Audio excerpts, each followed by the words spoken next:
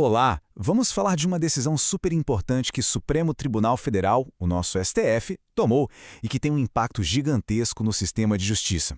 Uma nova regra diz que o chamado tráfico privilegiado não é mais considerado um crime hediondo, e a gente vai entender direitinho o que isso muda na prática. Bem, primeiro é bom lembrar, quando o STF decide algo assim, não é só para um caso específico. A decisão vira um precedente, um tipo de regra geral que cria um efeito dominó e tem que ser seguida por juízes de todo o país. E a grande notícia é essa aí. O STF bateu o martelo, tráfico privilegiado não é mais crime hediondo. Parece um detalhe técnico, né? Coisa de advogado. Mas olha, essa mudança de classificação tem o poder de alterar completamente o rumo de muitas sentenças. Essa decisão toda veio por meio de uma coisa chamada súmula vinculante. Esse nome complicado significa basicamente que o STF criou uma regra obrigatória. É o tribunal dizendo, olha, a partir de hoje a interpretação da lei é essa aqui e ponto final. Todo mundo tem que aplicar desse jeito. E aqui está o texto oficial, a nova súmula vinculante, a de número 63. A linguagem é bem direta. Se o tráfico privilegiado não é hediondo, então aqueles parâmetros mais rigorosos já eram.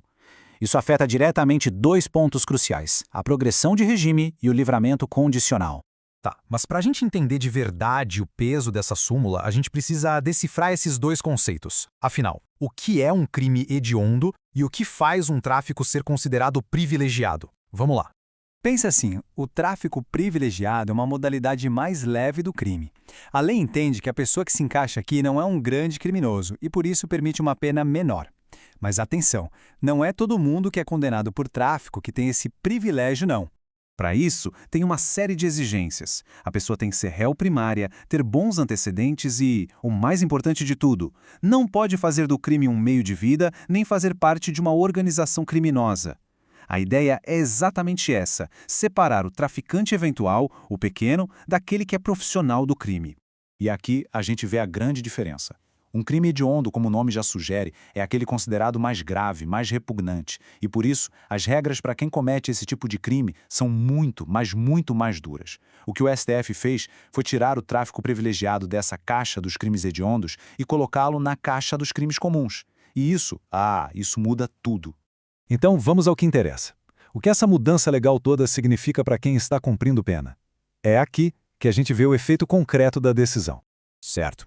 Na prática, no dia a dia do cumprimento da pena, como é que a vida de alguém condenado por tráfico privilegiado muda? Vamos olhar os números.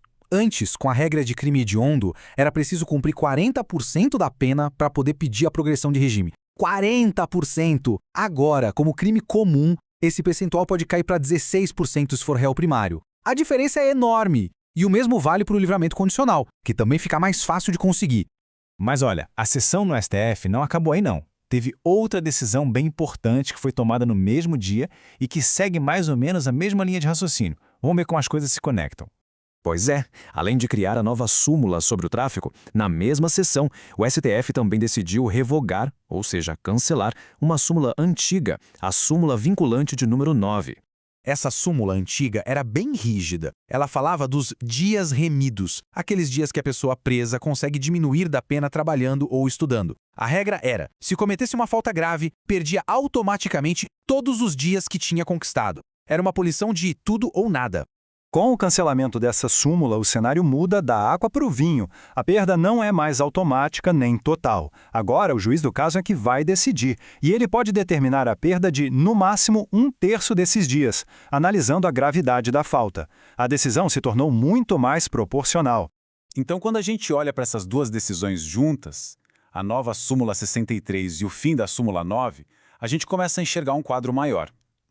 Dá para ter uma pista da direção que a STF está apontando para o direito penal no Brasil. Então, resumindo a ópera, o tráfico privilegiado agora é tratado de forma mais branda, facilitando benefícios. E a punição por falta grave se tornou mais equilibrada. O fio que amarra essas duas decisões é um princípio que está lá na Constituição, a individualização da pena. A ideia é que cada caso é um caso e a justiça não pode aplicar uma régua única para todo mundo. Isso tudo nos deixa com uma pergunta para pensar. Ao deixar de lado regras tão automáticas e rígidas e favorecer uma análise mais detalhada de cada caso, Será que o Supremo está nos mostrando um caminho para um sistema de justiça mais focado na proporcionalidade e na pessoa? É um debate que está só começando e que a gente precisa acompanhar de perto.